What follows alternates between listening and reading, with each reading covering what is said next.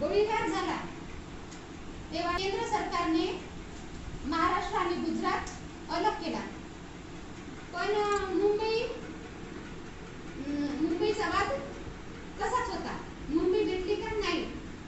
मग महाराष्ट्र म्हणायला लागले मुंबई आम्हाला पाहिजे, गुजरात म्हणायला लागले मुंबई आम्हाला पाहिजे. कारण काय आहे?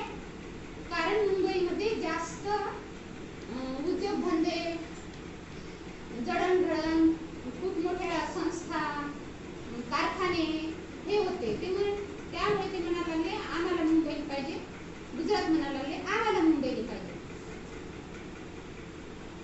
तेव्हा पुन्हा आंदोलने, मोर्चे झाली आणि मुंबईमध्ये जास्त मराठी बोलणारे लोक होते. त्यामुळे महाराष्ट्रातील लोक म्हणाले आम्हाला मुंबई पाहिजे.